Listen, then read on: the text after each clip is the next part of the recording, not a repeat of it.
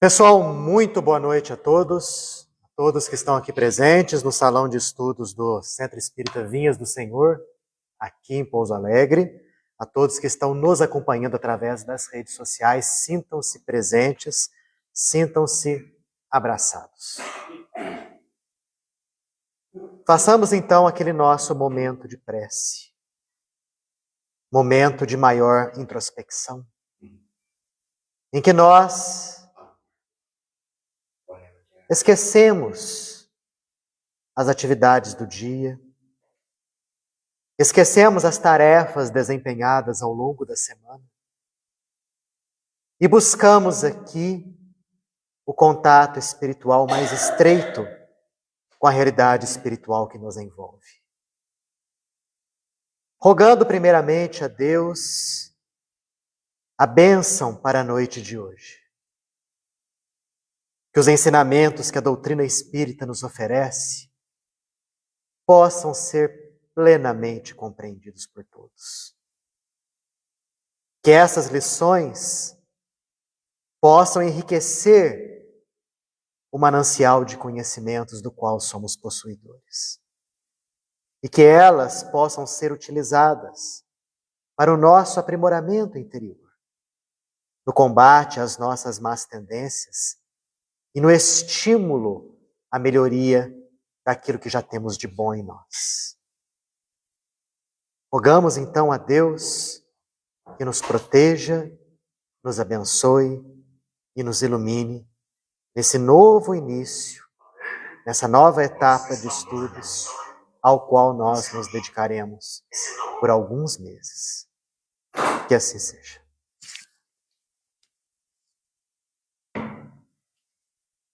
Pessoal, conforme aquilo que a gente já havia combinado nas últimas sextas-feiras, hoje nós vamos iniciar o estudo da obra No Mundo Maior, de André Luiz, psicografia do nosso querido Francisco Cândido Xavier.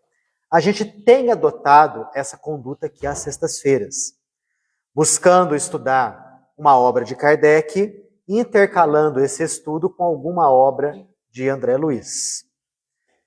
Quem já acompanha os estudos com a gente sabe como que a coisa funciona.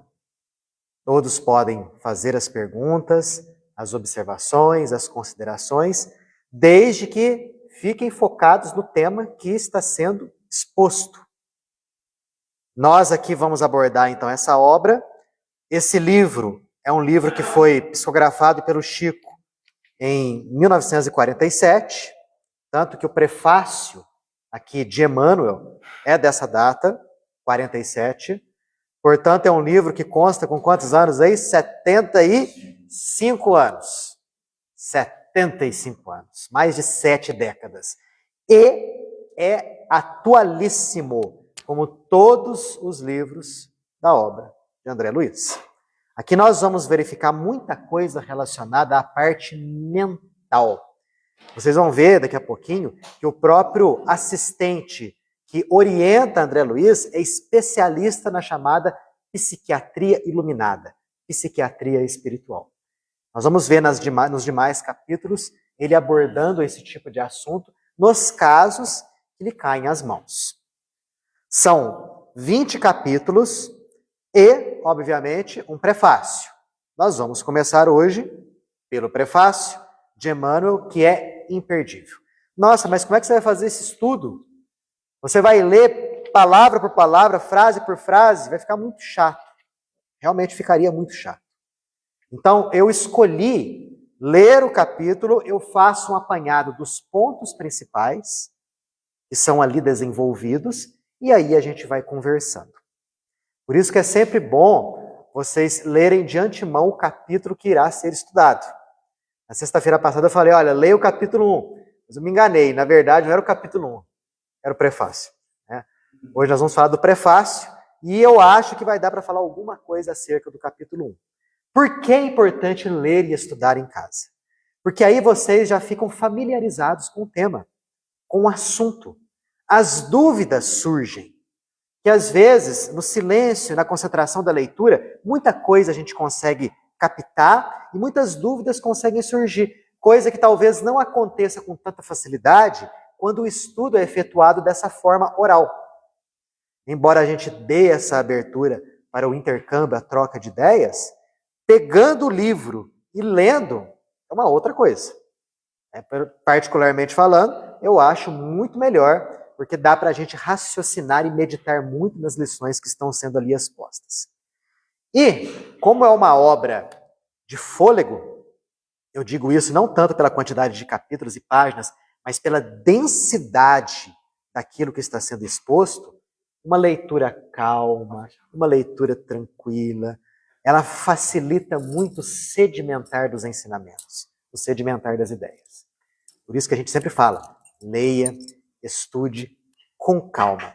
As obras espíritas, especialmente as obras de estudo, assim devem ser encaradas. Lidas com tranquilidade, meditadas, porque somente assim que a gente vai sedimentar o nosso conhecimento. Não adianta nada a gente ficar passando o olho nas frases ali, aí depois de um capítulo você pergunta, o que você aprendeu nesse capítulo? Ah, sabe que eu nem sei? Eu já esqueci. Não vale a pena. Mais vale você ler um livro só durante meses, mas pegando bem o ensinamento que está nele contido. Ah, Daniel, mas eu já li esse livro há muitos anos atrás, no Mundo Maior. Tem que ler mesmo? Ora, gente, você leu e você entende e sabe e se lembra de tudo aquilo que você leu? Certeza que não. E mesmo assim, você tem uma boa memória de alguns pontos, os tempos são outros. A maturidade é outra. A maneira de enxergar as lições pode variar. Então nós enxergamos coisas hoje que antes não enxergávamos. Avaliamos situações, ponderamos problemáticas que hoje, de uma maneira diferente do que é feita no passado. Então é sempre bom a gente dar uma repassada. Sempre bom. Por isso que vira e mexe, a gente está estudando Kardec. Vira e mexe. Né? Porque a obra de Kardec ela é importantíssima para fundamentar os nossos conhecimentos. E a obra de André Luiz vem, de certa maneira, desdobrar muita coisa que Kardec havia dito. Certinho? Vamos que vamos, então. No Mundo Maior. Começando pelo prefácio. Prefácio, como eu falei para vocês aqui, ó, a assinatura é de Emmanuel. Esse prefácio é psicografado na cidade de Pedro Leopoldo, cidadezinha perto de BH, onde Chico residia, no dia 25 de março do ano de 1947. E o título é Na Jornada Evolutiva. O que Emmanuel começa falando aqui pra gente? Acerca da morte. Nossa, Daniel, mas você vai começar o livro já falando de morte? Que coisa ruim. Não, gente. Nós não devemos, no meio espírita, encarar a morte como sendo algo ruim, tenebroso, macabro, negativo.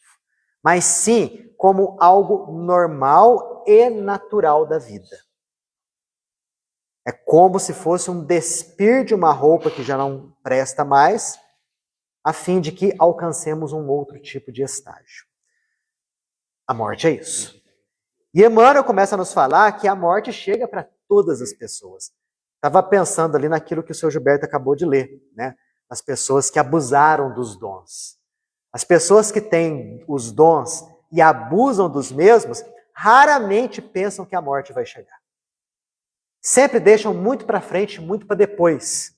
Quando querem pensar, agem como se fossem eternas.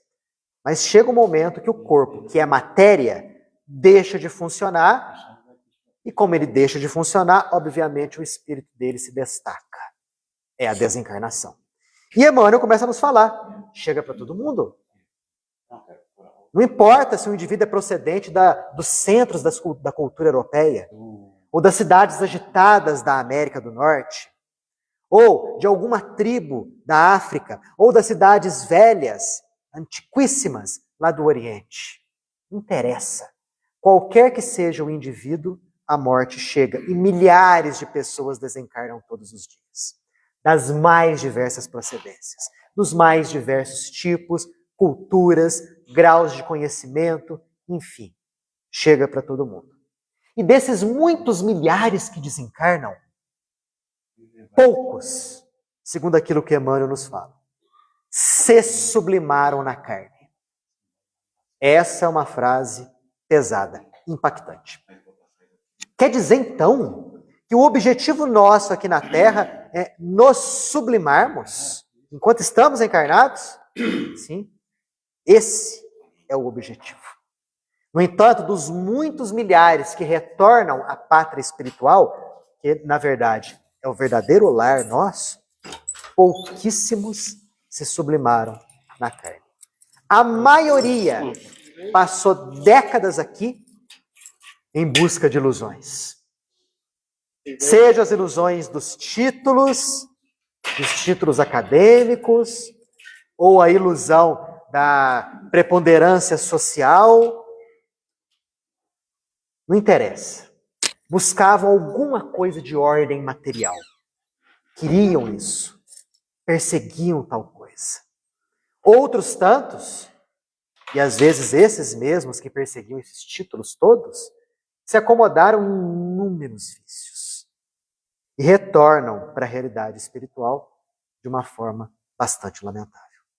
E mesmo assim, mesmo eles não verificando o quão é importante a vida material para o progresso do espírito, eles se acreditavam, como diz Emmanuel aqui, eleitos de Deus, aplicando a justiça para o próximo, esquecendo das falhas dos quais eram possuidores. Queriam o inferno para os outros, enquanto que para si buscavam simplesmente, tinham a certeza de que iam conseguir um verdadeiro paraíso após a morte. Isso quando eram espiritualistas, quando eram vinculados a algum movimento religioso. Se não, materialistas, a eles sim achavam que a vida tinha que ser aproveitada de qualquer forma, de qualquer jeito, sendo que depois, morrendo, tudo ia se encerrar quando os olhos cerrassem. Então, muitos milhares partem dessa forma, desse jeito. E a gente vê isso em reuniões mediúnicas. A gente sempre comenta aqui a quantidade de desencarnados que se manifestam nas reuniões mediúnicas totalmente inconscientes da realidade espiritual onde se encontram. Achando que ainda estão encarnados. E quando você orienta, quando você conversa, mostrando para eles que a grande transformação já chegou, muitos rejeitam. Porque não achavam que a morte fosse aquilo. Nunca pensaram, aliás, no que era a morte. Era um tabu. Passaram a vida aqui querendo acumular riquezas, títulos, nobrezas, acumular coisas, e de repente foram de tudo despidos. Chegam na realidade espiritual sem saberem exatamente o que aconteceu. E falam, mas como que eu estou morto aqui? Ó? Eu tenho um corpo. Eu me apalpo aqui, ó. Eu tenho braços, tenho cabelo, tenho orelha, nariz, tenho roupas. Você está brincando comigo? Um espírito não é assim, uma alma não é desse jeito. Olha a falta que faz o conhecimento de ordem superior. Porque o que é a alma, o que é o espírito, o que é passado para essas pessoas em outras religiões, as religiões mais tradicionais. É uma coisa fugidia, algo qual se fosse uma nuvem, uma luz, um facho, algo sem contorno. Eles desconhecem a realidade do corpo espiritual.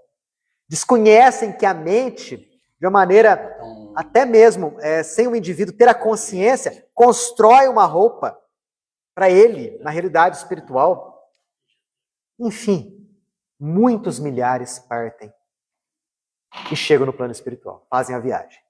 E Emmanuel continua. E quando chegam no mundo espiritual, para onde que eles vão? Para qual lugar? O que as religiões tradicionais nos falam? Ó, o catolicismo principalmente. Vai ser o céu, vai ser o inferno ou o purgatório. No caso das religiões evangélicas, é o grande sono. A pessoa dorme aguardando as trombetas do Apocalipse. E tanto em um caso quanto em outro caso, o indivíduo se depara na realidade espiritual com uma realidade que ele nunca sequer imaginou. Ele nunca esperou. Tá? Nós aqui no movimento espírita, embora nossos inúmeros defeitos, nós temos que crescer ainda em muita coisa, pelo menos quando a gente chegar na realidade espiritual, o choque não vai ser tão grande assim, porque nós sabemos que o plano espiritual é algo, principalmente os planos espirituais mais próximos aqui à crosta, muito parecido com aquilo que a gente vê aqui na Terra. Com hospitais, com casas, com bosques, com montanhas, com cachoeiras, com rios, com lagos, enfim, com tudo isso. Não será um grande choque, pelo menos para nós, isso daí. Perante a justiça divina, todos têm os mesmos direitos. Já começa por aí. Não existem privilegiados. E é uma coisa que a gente costuma trazer, né? Dos ensinamentos que nos são passados. Ah, você é um privilegiado. E aquele lá, pobre coitado? Aquele lá nasceu mesmo para penar. E, em verdade, a justiça divina é a mesma para todos, levando sempre em consideração o grau de conhecimento do indivíduo, o grau de cultura. E Emmanuel até cita um exemplo aqui. O selvagem que mata o outro a flechada, será que ele tem o mesmo grau de responsabilidade do homem super civilizado que fuzila o outro com a metralhadora? Será que é o mesmo grau de responsabilidade? Óbvio que não. O conhecimento ali não é o mesmo, a cultura ali não é a mesma, o avanço intelectual ali não é o mesmo. Então é óbvio que isso aí tem que ser muito levado em conta. E como? E ele continua. Embora os viajantes sejam provenientes de todos os lugares e a justiça divina seja a mesma para todas, eles estão distanciados entre si pela conduta individual, que distingue virtude e crime, trabalho e ociosidade, verdade e simulação, boa vontade e indiferença. Então Deus, através das ações da justiça, juntamente com a misericórdia, avalia caso a caso. Cada caso é avaliado. Eu dei o exemplo agora do selvagem e do homem civilizado. Aparentemente, ali nós temos o quê? Assassinato nos dois casos. E realmente é. Mas o grau de responsabilidade varia e muito de um para o outro caso. Até aqui, alguma pergunta? Algum comentário? Dúvida? Vamos seguir então. Como avaliar do mesmo modo pessoas tão diferentes? Olha, quando Jesus nos disse, lá no Evangelho, não julgueis a fim de não serdes julgados. Porque pelo mesmo modo que o julgueis, será julgado. Pela mesma medida que medis, serás medido. É uma coisa que a gente faz demais da conta, né? Julgar a conduta alheia. Como a gente faz isso? Como? E a gente esquece de julgar a própria. Nós não sabemos por que aquele indivíduo está tomando aquela conduta. Nós não sabemos por que ele age daquela forma. É óbvio que há atitudes ruins e há atitudes boas. O que movimenta o indivíduo? Quais são as circunstâncias no entorno dele e dentro de si que o fazem agir dessa ou daquela forma? Nós não sabemos. Invariavelmente, nós não sabemos. O que nós sabemos é que todos têm um ponto comum de partida. E todos temos um objetivo comum. Então não interessa quem é a pessoa. Deus avalia da mesma forma. No que tange ao início e ao fim. O objetivo é o mesmo para todos. Não há privilégios. O que há é conduta. Emmanuel continua aqui, ó. Por que fulminar quem erra com a condenação? Sendo que Deus é misericordioso, amoroso e incita a regeneração. Outra deveria ser a nossa postura e a nossa conduta. Não é? Então essa história do indivíduo ser jogado inapelavelmente ao inferno é falsa. Absolutamente falsa. Assim como aquilo que às vezes nos é dado, no que tange aos critérios que devem ser preenchidos para você atingir um paraíso, na maioria dos casos também é falso. na maioria dos casos, são orientações errôneas, falsas. Porque ele coloca aqui, ó, o bom senso, a lógica e as leis divinas quase sempre não seguem as leis da teologia. As leis naturais, elas não se amoldam ao sabor das nossas leis, ao sabor dos nossos conhecimentos. É o contrário que tem que ser feito. À medida que a gente vai evoluindo, nós vamos plasmando leis e ensinamentos mais de acordo com as leis divinas, com as leis de Deus. Ele fala aqui, se a obra de arte humana, que é perecível, que exige anos para ficar acabada, o que pensar da obra sublime, que é o aperfeiçoamento da alma? Essas poucas décadas que nós vivemos na carne, elas são insuficientes para uma perfeição espiritual. O que existe é trabalho sempre e constante. Mas perfeição não se improvisa. Nunca se improvisa. Emmanuel continua. Muitos estranham as revelações que são feitas por André Luiz. E até hoje, viu? Esse livro aqui, o prefácio é de 47, o livro de 47. Fico imaginando o pessoal daquela época, de 70, 80 anos atrás, pegando os primeiros livros de André Luiz e lendo. Falando assim, cidade no mundo espiritual? Construções? Trabalho? Bônus hora? Veículos? Já imaginaram? Uma vida, sabe, pujante. E ainda hoje, mesmo dentro do movimento espírita, há pessoas que não aceitam as revelações feitas por André Luiz. São indivíduos que pensam que isso daqui é tudo conta da imaginação do Chico. E, em verdade, o plano espiritual não é dessa maneira. Que está lá em Kardec, que os espíritos desencarnados vivem no plano espiritual em tendas. Porque, na época, os mentores da codificação não podiam desdobrar o assunto, esmiuçar mais. A obra de Kardec é monumental, mas ela teve que ser vasta. E como ela teve que ser vasta, devido ao tempo exíguo, vasta, porém superficial. Competia ao futuro, como realmente aconteceu, pegar aqueles ensinamentos que são básicos e desdobrá-los. Foi o que foi feito aqui. Na época de Kardec, já era muito colocar na cabeça do povo que a vida prosseguia após a morte. E que cada qual sofria as consequências das suas atitudes feitas aqui na Terra. Já era muito isso. Falar em detalhes, complicado. Algumas obras anteriores a de André Luiz já falavam coisas do plano espiritual. Agora veio André Luiz para poder nos esmiuçar bem. É como se fosse um preparo. Encarem a leitura de André Luiz como se fosse um preparo, uma prévia daquilo que a gente vai ver no plano espiritual. Porque se nós estamos pensando em fazer algumas coisas aqui na Terra, com vista a descansar depois que morreu, esqueçam.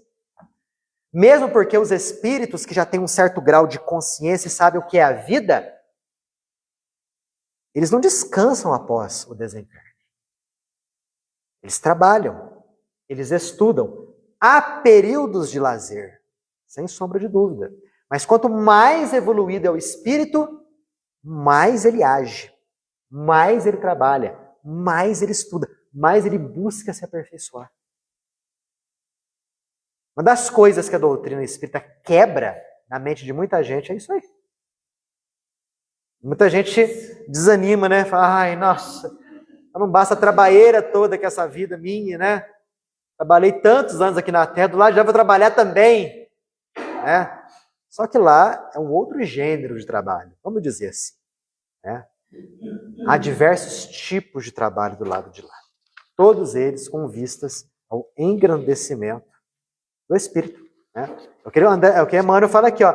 Iludidos com a teoria do menor esforço, querem alcançar um paraíso contemplativo após a morte, sem terem se empenhado em esforço de serviço e trabalho digno.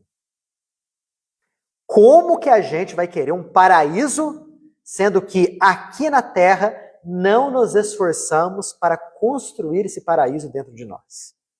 Como? Quais são os critérios que devem ser preenchidos por nós? O que a gente tem que fazer aqui? Porque chegará o momento da grande renovação. Vai chegar um momento que nós vamos abandonar esse corpinho aqui, ele vai ficar inútil para uso, porque ele é matéria, e matéria tem prazo de validade. Esse corpinho vai descansar lá no cemitério, os seus constituintes vão se dissolver, vão para o imenso reservatório da natureza construir outros corpos, mas nós continuaremos vivos. O que fazer aqui para ter algo de bom na realidade espiritual? Eu tenho certeza que todo mundo aqui busca isso. Tem alguém aqui que busca desencarnar para sofrer? Quem que é que busca desencarnar para sofrer? Ninguém, gente. Ninguém. Todos nós buscamos a felicidade. Só que frequentemente nós somos bombardeados com informações falsas acerca de felicidade. E pegamos essas informações e as adotamos como norma de conduta, como sendo a verdadeira felicidade. Aí a gente quebra a cara. Quantas vezes a gente quebra a cara? Por não saber realmente o que vale, qual é o valor da vida.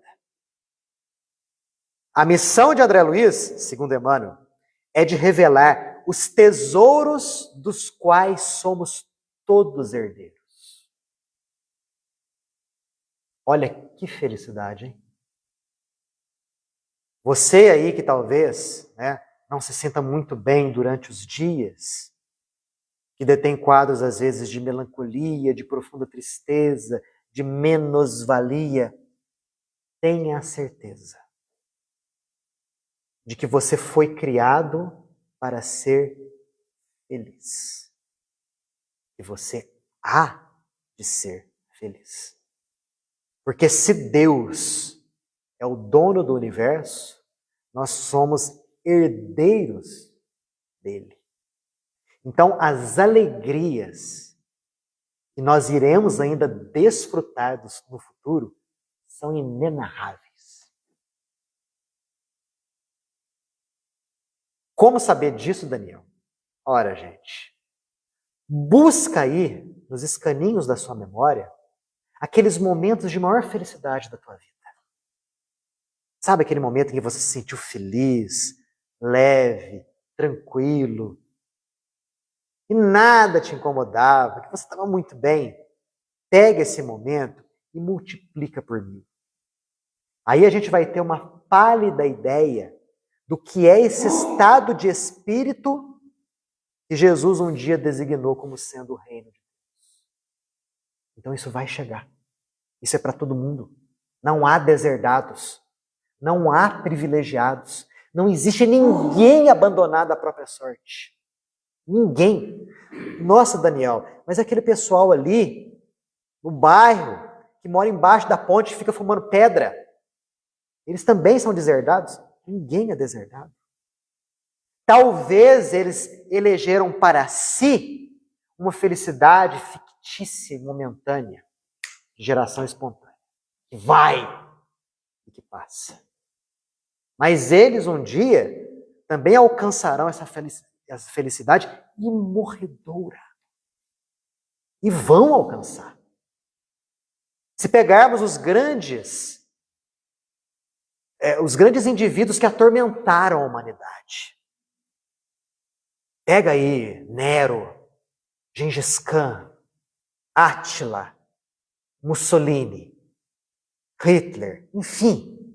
Pega esses indivíduos. Esses indivíduos um dia serão do mesmo nível que Jesus. Já imaginaram isso?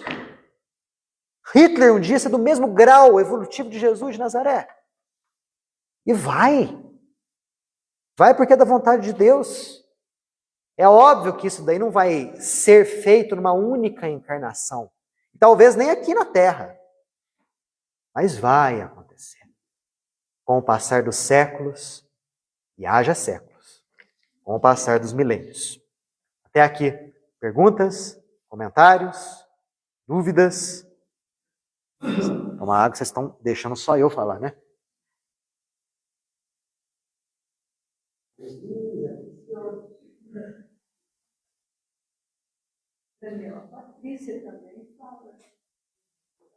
Sim, a obra de Patrícia também fala.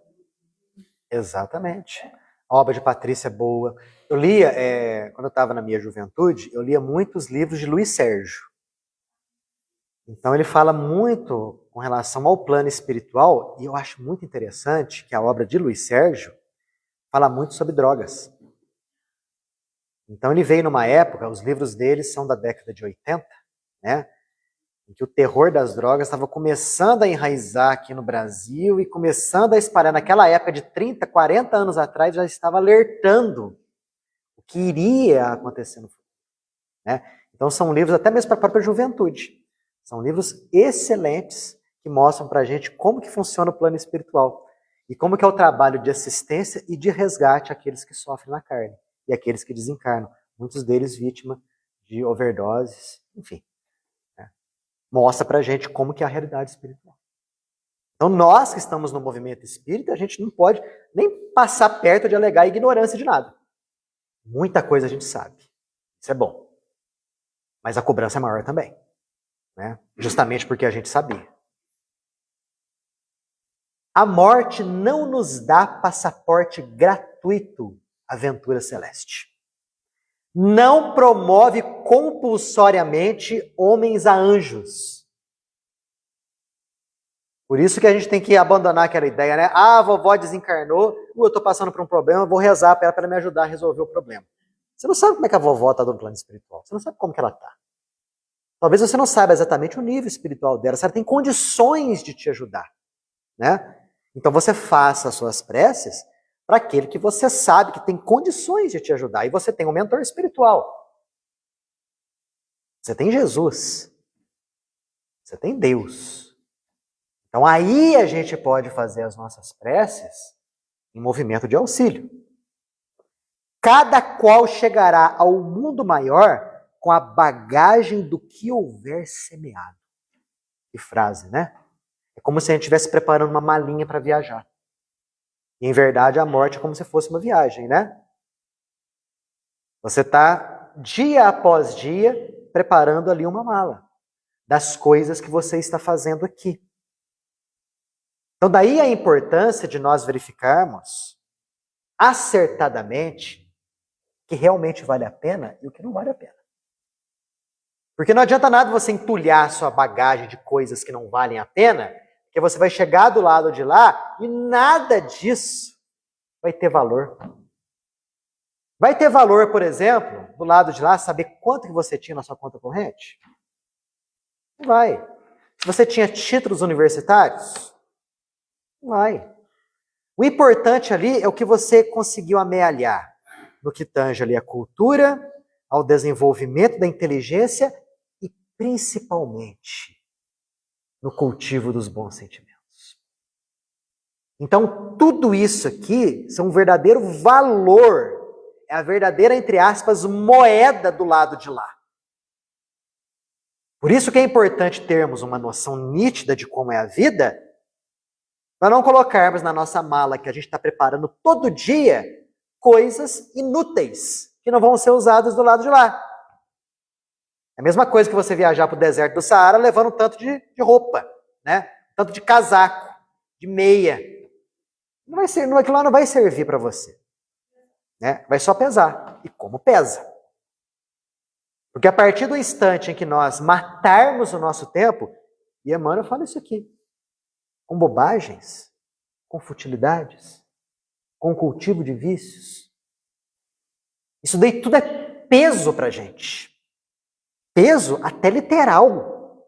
Porque nós sabemos que o cultivo daquilo que é errado densifica o nosso corpo perispiritual. e dificulta a nossa subida. Por que vocês acham que existem inúmeras, entre aspas, almas penadas por aí? Todo mundo aqui já ouviu falar de alma penada, né? Todo mundo, a sabedoria popular fala bastante disso. São aqueles espíritos ainda atrelados à terra. Muitos deles com condutas, aqui, quando encarnados, extremamente materialistas. Desencarnam. O que a gente pensa? Eles vão mudar de cabeça, vão virar bonzinhos e começar a dar conselhos uns para os outros? Claro que não. Continuarão rigorosamente do mesmo jeito. Nossa, mas por que eles não vão lá para nosso lar, para alguma outra colônia superior? Por que eles não volitam até lá? Eles não têm leveza suficiente para isso. É algo físico. Isso quando muitos, ao desencarnarem, não são puxados para dentro da Terra. Porque em muitos o teor energético é tão denso, mas tão vigoroso, que eles são atraídos para regiões subcrostais. Subcrostais. E se a gente acha um umbral ruim, as regiões subcrostais são piores ainda. Segundo algumas obras aí, realmente nos contam. A gente fala isso não é para assustar, mas é para dar ideias e noções de como a realidade espiritual é. E que nós somos atraídos de acordo com aquilo que nós semeamos aqui. Boas sementes, bons frutos. Más sementes, péssimos frutos. É lei. Por isso que se fala que Deus, mais uma vez eu repito, não dá privilégio para pessoa nenhuma. Coloca as leis, né? E se a gente agir conforme as benefícios. Se a gente agir de modo contrário às leis divinas, a dor e o sofrimento irão se encarregar de nos reconduzir ao caminho correto. Claro, aí o grau de responsabilidade varia demais. Não se surpreenderão com as narrativas de André Luiz aqueles que veem na experiência humana uma escada cujos degraus serão galgados à custa do esforço. Sabem que receberam a vida não para matar o tempo e a fé não para confundirem o próximo. Então a vida não se presta a ser utilizada de uma maneira fútil.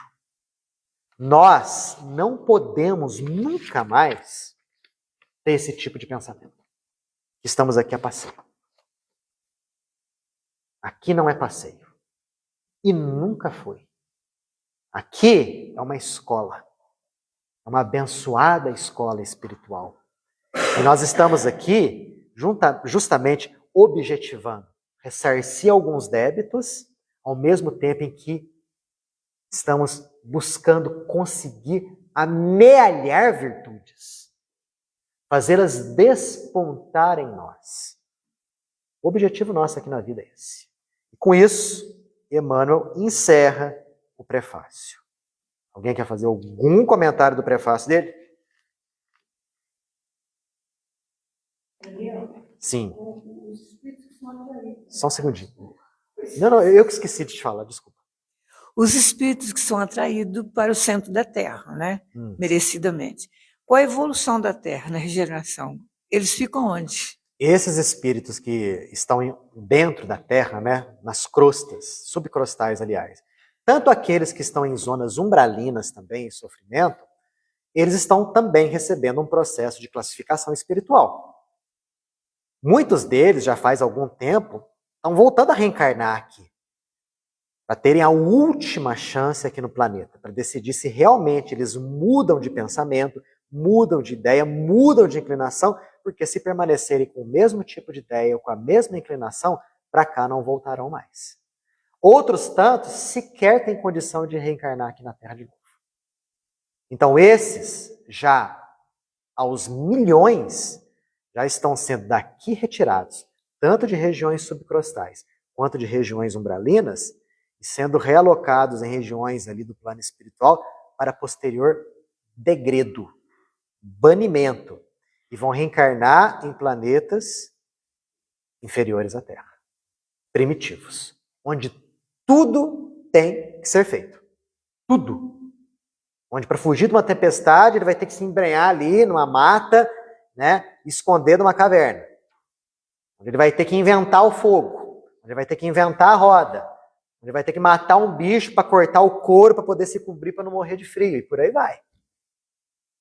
Já imaginaram que tormento que deve ser isso? Nós que temos a internet hoje e o conforto dos nossos lares, de repente você reencarnar num mundo onde você vai ter que comer carne crua, onde você vai ter que arrancar o couro do bicho para se cobrir, onde você vai ter que lutar pela sobrevivência, né? Usando as suas unhas, os seus dentes. Que coisa terrível, gente. Né? Coisa medonha. Quando ele cita a respeito do trabalho, do lado de lá, eles trabalham muito. No Livro dos Espíritos, Kardec pergunta a respeito disso. E os Espíritos respondem: qualquer ato útil é trabalho. Exato. Então, eles trabalham do lado de lá muito mais que nós trabalhamos aqui. Exato. O simples trabalho do André Luiz escrever essa saga já é trabalho. Perfeito. É bem por aí mesmo. Tudo aquilo que é útil, tudo aquilo que é positivo, é trabalho. Esses espíritos, né, que vão ser deportados para outro planeta, eles não seriam o responsável da evolução desse planeta? Sim. Né? Que vão inventar o carro, que vão inventar o avião, que vão inventar tudo. Lá eles serão deuses. Sim. Lá eles serão deuses. Tanto que aqui na Terra, né, houve uma época aqui na nossa humanidade, e a própria Bíblia cita isso aqui, ora, havia um período em que havia um gigante sobre a Terra. Né? E os filhos dos deuses tomaram as filhas da Terra como mulheres, né? Daí nasceram gigantes. E a gente vê as grandes civilizações do passado. Como que eles construíram aquilo? Tamanho grau de conhecimento. A gente cita a civilização egípcia, a gente cita a extinta, né, já muito antes dos egípcios, a civilização atlante. Quer dizer que atingiu um grau de desenvolvimento tecnológico enorme. Quer dizer, de onde que veio tudo isso? Foram indivíduos que aos milhões vieram banidos, né, de outros lugares, para cá reencarnaram com essa dupla função. Uma função seria através da dificuldade, através da renúncia, através do sacrifício, eles crescerem moralmente, porque intelectualmente eles já eram superiores. Crescerem moralmente, se lapidarem em termos de sentimento. Primeira missão. A segunda missão, alavancar o progresso espiritual dos habitantes naturais aqui do planeta, que estavam ali recém-saídos das cavernas. Quer dizer, aqueles que daqui saírem da Terra, no atual momento em que nós vivemos, forem reencarnar em planetas inferiores, vão ter essa dupla função também lá. Né? De crescerem espiritualmente e de ajudarem aqueles que estão ainda no início, como seres primitivos. Né? Os exilados de Capela. Exato. E não foi só de Capela. Capela foi o principal, né? Mas de outros também lugares ali o negócio aconteceu. Não é verdade? Diz Kardec que todo indivíduo esclarecido aqui na Terra já é um exilado. Já veio de algum outro lugar. Kardec nos fala que as verdadeiras raças surgidas aqui na Terra mesmo são aquelas que atualmente são as mais primitivas. Então todos aqueles mais esclarecidos aqui, e a gente se coloca nesse bolo, né? Nós aqui, talvez já tenhamos sofrido algum banimento aí há muitos milênios. Eu não quero ser banido de novo, não. Ninguém quer aqui, né? Ninguém quer ser banido. Porque o nosso planeta vai ser uma maravilha. Uma maravilha quando atingir o auge da regeneração. Né? Isso ainda vai demorar um tempinho. 2045, 2047, seria o momento ali inicial da regeneração. Ainda estamos na fase atormentada da transição. Por isso que a gente olha a nossa sociedade, está tudo virado de ponta cabeça. Parece que está tudo errado. Em verdade, é só um processo natural e comum de transição. Todo processo de transição é difícil. É complicado. Ok? Vamos que vamos? Capítulo 1, para não perder tempo. Ó, entre dois planos. André Luiz aqui, agora esqueça o prefácio de André Luiz. Já estamos no capítulo 1, né, da obra No Mundo Maior. André começa descrevendo a paisagem. Eu não vou descrever a paisagem aqui para vocês. Depois vocês peguem o livro e ele faz uma belíssima descrição da paisagem que ele estava vendo. Dá a entender o seguinte, como o título é Entre Dois Planos, ele está saindo da realidade espiritual, juntamente com o assistente Calderaro, vindo aqui para a Terra, na crosta. Ele descreve a paisagem, descreve a mata, descreve a lua, descreve o céu, o firmamento, enfim, faz uma descrição toda. E ele estava acompanhado do instrutor dele, o assistente Calderaro. Quem era o assistente Calderaro? Ele prestava serviços na crosta aos encarnados. E ele era especialista na chamada psiquiatria iluminada. Nossa, Daniel, até no plano espiritual existe especialização? Até no plano espiritual existe especialização. Quer dizer que a gente não vai desencarnar e, de repente, conhecer tudo? Esqueçam. Não é assim que acontece. André Luiz explica que ele, André Luiz, estava com uma semana de folga. Ele tinha os afazeres dele em nosso lar. Ele tinha a grade de tarefas dele em nosso lar. Ele estava com uma semana de folga. O que ele pensou? Ah, vou para Ubatuba? Não. Ele não quis ir para Ubatuba. O que ele quis fazer?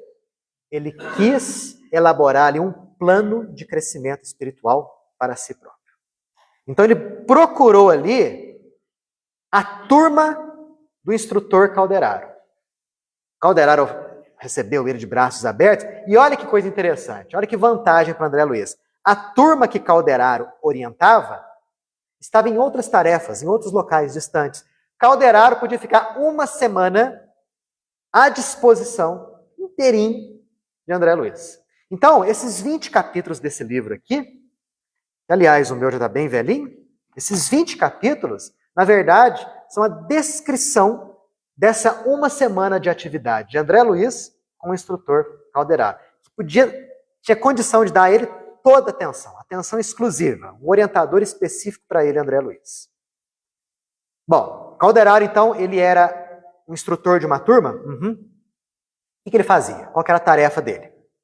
A tarefa de Calderaro consistia no socorro imediato aos encarnados que estavam passando por situações difíceis, que estavam à beira dos transtornos da loucura, à beira do suicídio. Então, Calderaro vinha apagar incêndio. Entendeu? André Luiz explica que Calderaro não tinha aquela função de pegar um caso e ir com ele do começo ao fim, não. Não. Ele vinha pontualmente apagar fogo. Os superiores de Calderaro falavam assim, Calderaro, tem um sujeito lá assim, assim, assado. Vai lá. Ele ia lá e ajudava. Ó, tem um outro assim, assim, assado. Ele ia lá e apagava aquele incêndio. Então essa era a função dele. Ele se especializou justamente nisso daí. Para isso, deveria conhecer profundamente as forças psíquicas. E tinha que ter um devotamento entranhado ao bem do próximo. Então essas duas coisas, hein? Vocês viram? Não bastava a Calderaro ser bom, gostar do semelhante, querer ajudar. Isso era muito importante, essencial. Mas uma outra coisa também era essencial. Conhecimento. Ele tinha que ter o conhecimento adequado para saber usá-lo para benefício do próximo. Então aqui nós temos as duas asas que nos conduzem ao voos maiores. Quais são as duas asas? O amor e o conhecimento. Quando elas estão bem equilibradinhas, a gente alça voos fantásticos. Né? E Calderaro era um indivíduo que tinha os dois lados aí muito bem equilibrados. Para onde que André Luiz e Calderaro estavam indo? Estavam saindo de Nosso Lar, estavam vindo aqui para a Terra. Eles estavam indo assistir a uma palestra. Quem que ia dar a palestra? Um instrutor, que era um grau acima de Calderaro. Então, olha só a hierarquia, hein? Um instrutor chamado Eusébio. Eusébio era instrutor de Calderaro, que era assistente, e Calderaro, por sua vez, orientava André Luiz. Por isso que muita gente, quando critica André Luiz, fala assim, poxa, André Luiz passou 8 anos no umbral, como é que ele vai ter condição de dar tantas lições belíssimas assim, sendo que ele passou 8 anos no umbral? Gente, se você for ver, boa parte da obra de André Luiz, não é André Luiz que ensina, não é ele. Ele só repassa o ensinamento. São os instrutores dele. No finalzinho, nos últimos livros da obra de André Luiz, que você começa a perceber André Luiz dando lições mais de si próprio. Porque aí ele já estava, né, já tinha mais conhecimento. Mas as primeiras obras não era ele que ensinava. Eram os instrutores. Então todas as orientações aqui, praticamente todas, vêm de Calderaro. E de outros espíritos de melhor nível. Fala, Maria Ângela. Você falou uma coisa que uma pessoa uma vez disse que esses livros da série André Luiz é uma pretensão de André Luiz, como um médico aqui na Terra que foi diagnosticado, entre aspas, com um suicida, realmente foi, indireto, ter a pretensão de chegar e ser taxado como repórter do mundo espiritual. Isso é um absurdo, não é? Sim. Porque são lições que ele nos manda de tudo que ele presenciou lá. E como você falou, é só no final das obras dele, tanto é que no livro Nosso Lar, no último capítulo, é que ele é considerado um cidadão de Nosso Lar. Então, de pretensão não tem nada, não é? Ai de nós se não fosse André Luiz. É verdade, tem razão. Ai de nós, exatamente.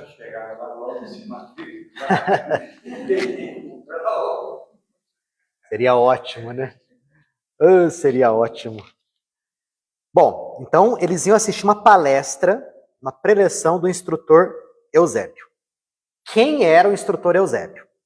Era um indivíduo que desde há muito tempo se dedicava à tarefa de socorro espiritual. Tinha largos créditos no plano espiritual. Ele renunciou a posições de realce e adiou realizações espirituais só para ficar mais aqui perto da Terra, objetivando ajudar o semelhante. A gente vê isso como uma constante. As grandes almas, elas não viram as costas para os inferiores e seguem o caminho evolutivo. Elas trabalham em prol daqueles que estão na retaguarda. E o instrutor Eusébio era um deles. Ele era o chefe de uma vasta organização de assistência espiritual. E ele tinha ali basicamente 2 tarefas ali, o instrutor Eusébio. Ele orientava encarnados e desencarnados, ele orientava. Ao mesmo tempo que ele ajudava milhares de pessoas que estavam atormentadas.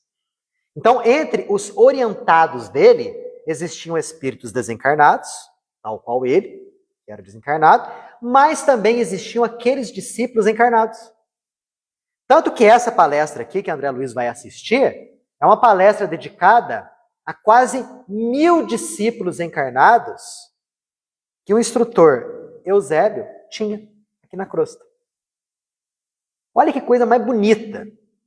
Quando a gente está reencarnado aqui, além das tarefas que a gente desempenha, se nós desejarmos e se nós nos esforçarmos, nós também, ao dormirmos, desempenhamos tarefa fora do corpo físico. Ao invés de ficar fazendo besteira por aí, a gente vai desempenhar funções e tarefas fora do corpo de carne. Tanto que há situações em que o indivíduo desencarna, quando chega do lado de lá, toda uma tarefa foi completada. Porque ele aproveitou muito bem o tempo enquanto ele estava dormindo. As 8 horas de sono dele. né? Das 24 horas, a gente passa um terço dormindo. Então, essas 8 horas em que o corpo está descansando, o espírito que tem a condição para tal, aí ele pode fazer muita coisa. Não tenha dúvida. Semanalmente, o instrutor Eusébio descia a crosta para orientar os discípulos que não tinham condições de elevação. Quer dizer, além dele ter inúmeras tarefas nessa instituição, uma vez por semana, ele descia até a crosta para orientar, corpo a corpo ali, aqueles discípulos que não tinham condição espiritual de subirem para a instituição em que ele se encontrava. Nossa, Daniel, mas que estranho isso. Eu sempre pensei que quando a gente saía do corpo, a gente já ia para o plano espiritual. Bom, se você considerar o plano espiritual como tudo aquilo que não é dessa matéria densa, você vai. Porque uma vez perguntaram, né? Onde que começa o plano espiritual? O Baceri perguntou para o Dr. Inácio Ferreira. Onde começa o plano espiritual? Dr. Inácio Ferreira, né? Muito cheio de graça. Ó, o plano espiritual começa da ponta do teu nariz em diante. Então, quando a gente sai do corpo, a gente já está em plano espiritual. Gente, a gente está em zona umbralina. Repararam isso? Aqui, ó, nós... Imagina aquele esquema da cebola, em que você corta a cebola no meio, né? E você olha a cebola assim com miolinho e com diversas camadas concêntricas. O miolinho é o plano material, vamos considerar assim, né? A primeira camada que está acima do miolinho é a zona umbralina. Então, quando a gente sai do corpo, já estamos em zona umbralina. Já está no plano espiritual. E quando nós temos condição espiritual suficiente, nós podemos sim ser levados a regiões boas do plano espiritual, onde recebemos instrução, recebemos auxílio, recebemos orientação. No limite das nossas forças, podemos ajudar alguém, né? Mas André Luiz já fala pra gente, ó, das pessoas que saem do corpo durante a noite, 2/3 não abandonam a região da Terra. Somente 1/3 teria condição de ir um pouquinho mais para cima. A maioria fica ligada e vidrada nas coisas da Terra mesmo. Tem indivíduos que não conseguem sair da própria casa. Da própria casa. Porque às vezes o mundo, o universo daquela pessoa é a casa. Então sai do corpo, fica em casa. Né? Acorda, está em casa. Sai do corpo, fica em casa. Então a gente tem que ver bem isso daí. Né? Porque melhorando a nossa condição mental, obviamente nós vamos melhorar e muito as nossas saídas do corpo. Por isso que a gente não tem tanta facilidade em se lembrar de sonhos.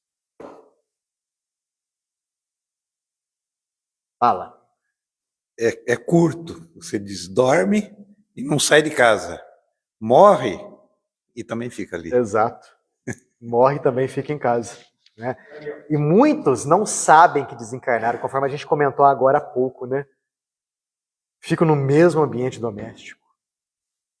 E ficam, às vezes, perguntando por que o familiar não está conversando com ele. Por que todo mundo passa por ele como se ele fosse invisível. Na verdade, ele é, né? Na verdade, ele é, ele não está percebendo isso. E fica falando assim, lamenta nas reuniões mediúnicas, será que eu fiz algo de errado? Está todo mundo virando a cara para mim, que ninguém conversa comigo. Eu puxo conversa, a pessoa finge que nem está me ouvindo. Tristeza que deve ser isso, né? Aí quando a pessoa compreende que ela está desencarnada e que realmente ninguém está vendo, até um certo alívio. Ah, quer dizer que ninguém está de mal comigo? Não, ninguém está de mal com você. Eu passei por uma experiência nesse sentido. Eu fui um dia dormir na casa dos meus pais. A minha avó tinha desencarnado fazia pouco tempo. E eu fui dormir na cama dela. Aí de noite eu senti, literalmente, ela me chacoalhar dizendo, saia que essa cama é minha. Aí eu tive que dizer para ela, desculpe minha avó, mas você já não é mais desse mundo. E ficam mesmo com essa ideia, né? Se alimentam, otânios, os desencarnados, se alimentam juntamente com os encarnados que estão à mesa. Tem uma obra do André Luiz, acho que é Os Mensageiros, se eu não me engano. É Os Mensageiros mesmo. Em que ele entra numa casa, uma família encarnada, né, a família está à mesa. E alguns desencarnados em torno O desencarnado chegava perto do prato de comida e inalava aqueles princípios, aquele vapor da comida, né? E ali ele se alimentava.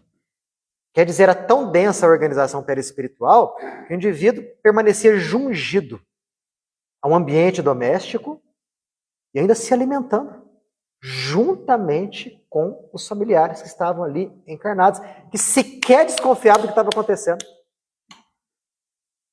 Que coisa, não? Chegou a nossa hora, semana que vem a gente vai para o local da reunião. Tá? Então a gente já começou o capítulo 1, tarefinha de casa é ler de novo o capítulo 1 e ler o capítulo 2 também. A gente vai encerrar o 1 e o capítulo 2 vai ser a instrução, a preleção de Eusébio. Ok?